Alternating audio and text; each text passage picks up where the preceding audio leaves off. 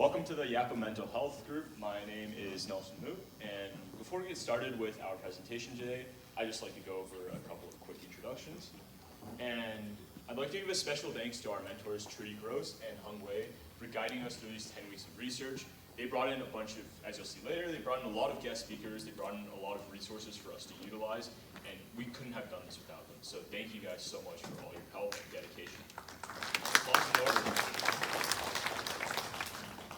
So before we get started with the presentation, as I said, we're going to go through a couple of quick introductions. My name is Nelson Moot, and I am a junior at Monte Vista High School. I'm Alex Liu. I'm a junior from Mission San Jose High School. My name is Philip Chu, and I'm a freshman at Monte Vista High School. My name is Olivia Song, and I'm a sophomore at Ro Catholic High School. My name is Wendy Song. I'm a freshman at Palo Alto High School. My name is Maggie Dong, and I'm a freshman at Branham High.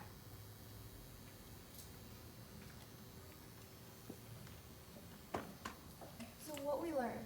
Over the course of the 10 weeks, we learned and did a lot of things. For example, we had a lot of guest speakers who came to educate us on the topic of mental health. For example, one of our guest speakers was from Uplift Family Services, which is a foster care program that helps find safe and loving homes for people who have suffered through trauma, such as abuse or neglect. Another one of our guest speakers was from the El Camino Youth Hospital, which helps provide effective treatments for people in need. Another thing that we did was we implemented policies. For example, we learned how to best connect with the school board and what to say.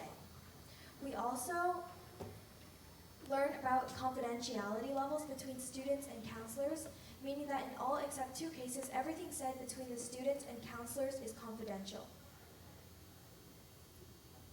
And we also brainstormed some policy ideas, for example, like services, implementing services in high school and middle school for students.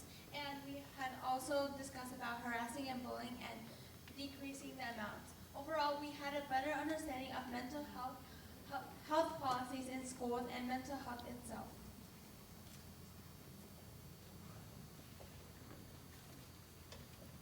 And with the research that we have already conducted, we split this into the status quo. We first of all looked at the current policies. Now, what we learned from, especially with the current policies, is that the U.S. public school policies, the Santa Clara County policies, and the FUHSD policies are all incredibly different. They, first of all, not only are the FUHSD policies incredibly specific, but there are also some weird policies that we plan on looking at towards. We've also looked at the causes of the mental health situation that we are in right now, especially in the Bay Area, and we've split it into 2 sections, mainly school stress and social media use.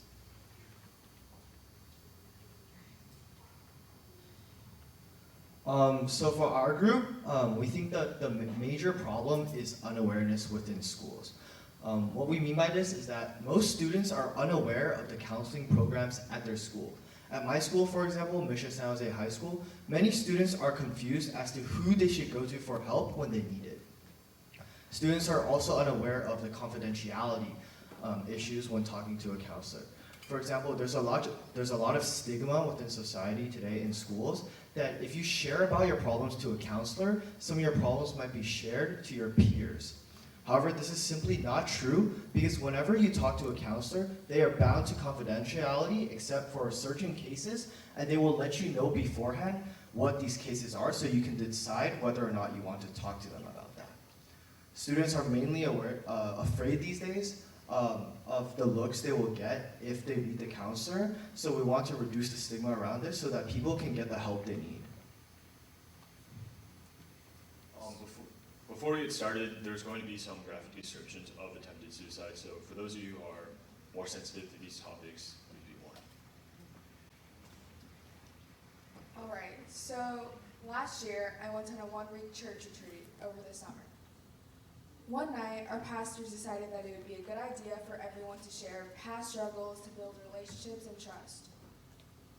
A girl, let's call her JoJo, raised her hand to speak first. Now, seeing this overjoyed, pumped-up girl raise her hand to talk first sent us all into shock. Then she shared her story. So over the last year, she was really depressed because of school stress and family issues, which is why she developed a feeling that she wasn't good enough and that she doesn't belong here, which is why she tried to end it. She tried to commit suicide. As she pressed the knife onto her wrist, she heard a noise. Out of the corner of her eye, she saw her brother. She saw the scared, shocked, surprised, concerned face of her brothers, and she immediately dropped the knife with a face full of tears. As she shared this story, our faces were full of tears.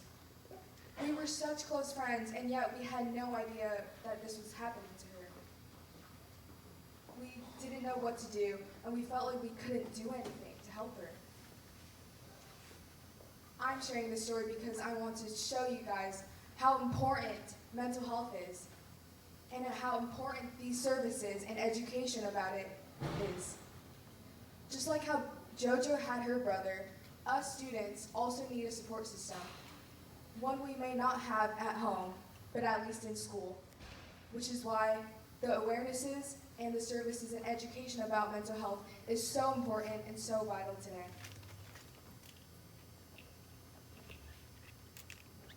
Now let me talk a little bit about the numbers.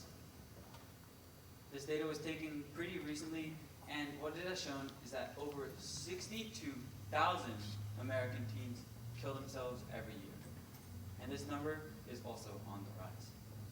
As you can see with the bar charts or the graphs over there, it simply shows the students, the teenagers that are committing suicide over the time, and it has been especially at its peak today.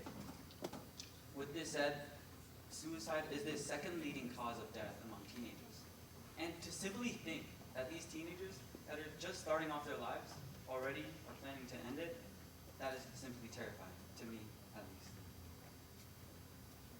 Another study taken by the Substance Abuse and Mental Health Services Administration show that students ages from 12 to 17, over 10% of that population have gone through anxiety.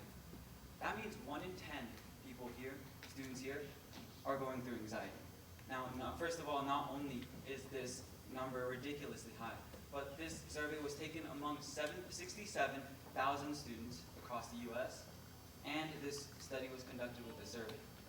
That means that there are still those students that are unwilling to admit that they are going through these mental health disorders, and so this simply provides a bare minimum, and that is why this number is also incredibly terrible.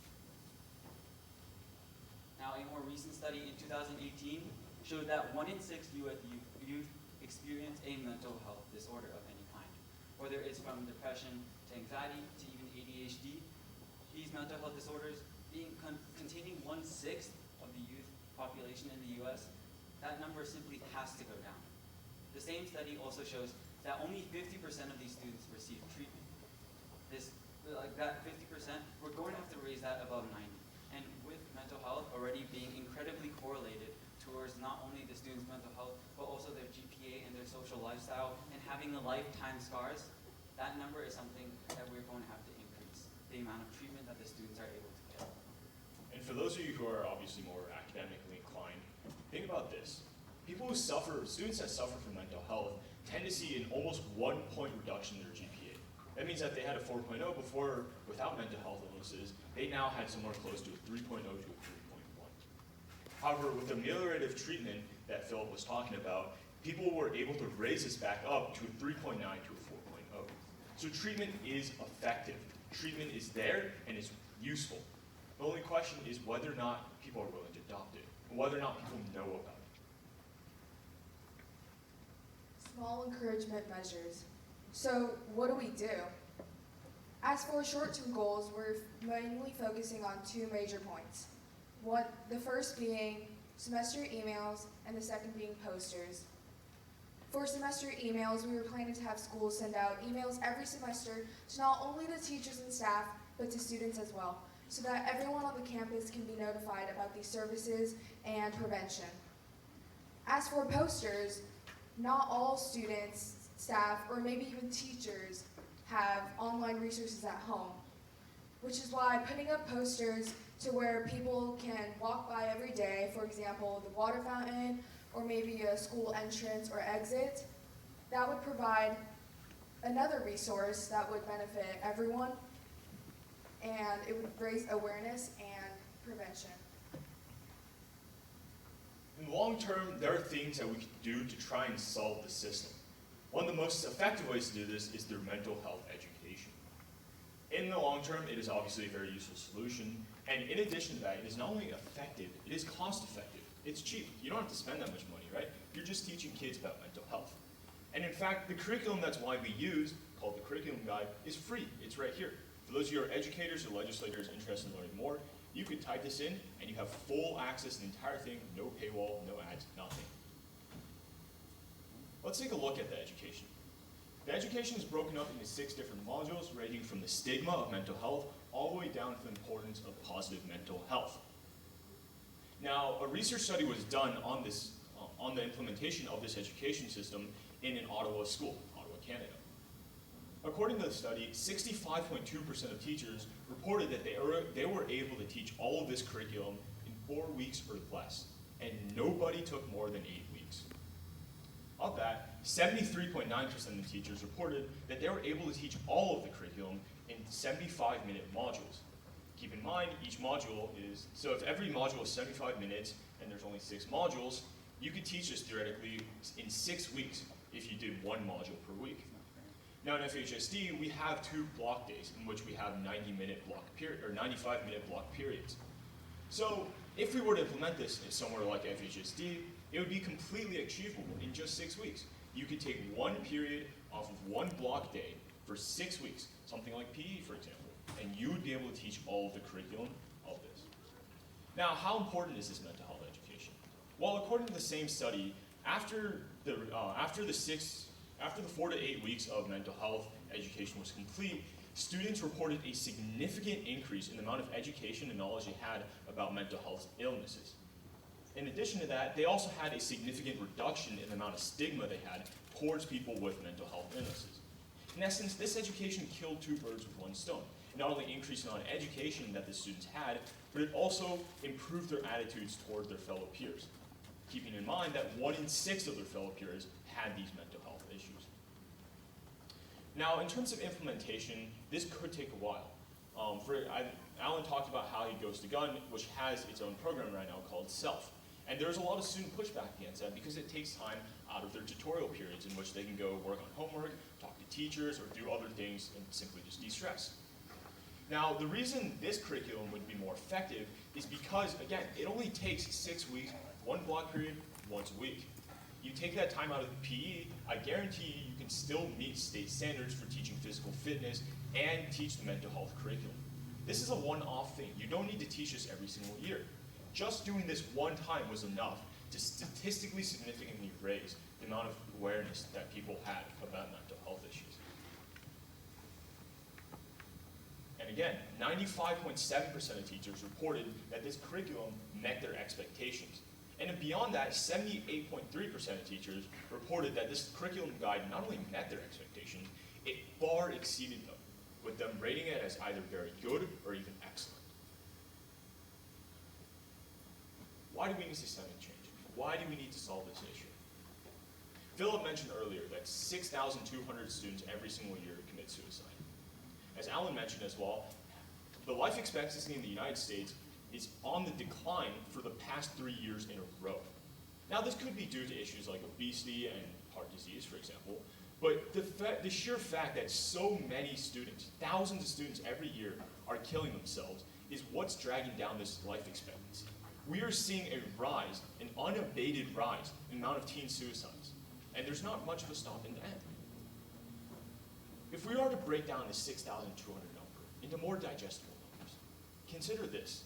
That 6,200 suicides means that in every 24-hour period, every single day, close to 17 students commit suicide. If we are to think about there being 8 hours of sleep and meaning 16 hours of waking period, that means that for every hour of a person's waking period, 1 student is committing suicide. This is the issue that we are facing now, and there's no end in sight unless we do something. We need systemic change now. People are unaware of what's going on.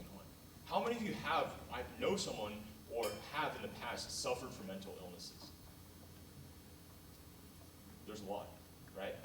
we need to make sure that we not only implement short-term solutions that try to help people, but long-term solutions that can bring change for everyone. If just one poster, just one nice email counselor was able to save someone's life, we would be doing enough. We would be succeeding in our goal.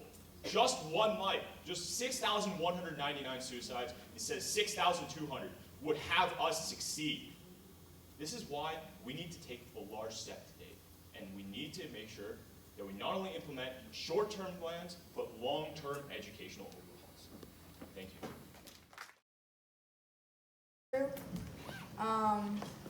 What's your GPA? I'd have to go look it up. Just kidding. So, what is some advice that you would give to young students like us that are aspiring to be actively engaged in the government like you? Well, that's a great question, Megan. I would say a couple things. One, don't underestimate your own voice. I believe that particularly at this time in our country, a person can have so much influence by organizing, both organizing within their community and organizing online. I mean, I've been inspired by some of the climate change activists, some of the gun violence activists in our district and around the country. So you could, if you pick an issue that you're passionate about, you can have a major impact. And don't be intimidated by thinking, oh, I'm just in high school, I can't, my voice doesn't matter. It does matter, and you can make a big difference. Second thing I would say is do your homework. You know, a lot of times people give all of the tactical advice on how to get engaged in politics, but I think our country desperately needs more thinking, more nuance, more substance, fact-based policy. And from this area, being as privileged as we are, with some of the best public schools, some of the best universities, I think we have an obligation to really be thoughtful about policy. And so I would urge you to, whatever your issue is that you're passionate about, learn about it, learn all of the intricacies about it, the objections, and then engage in the public debate.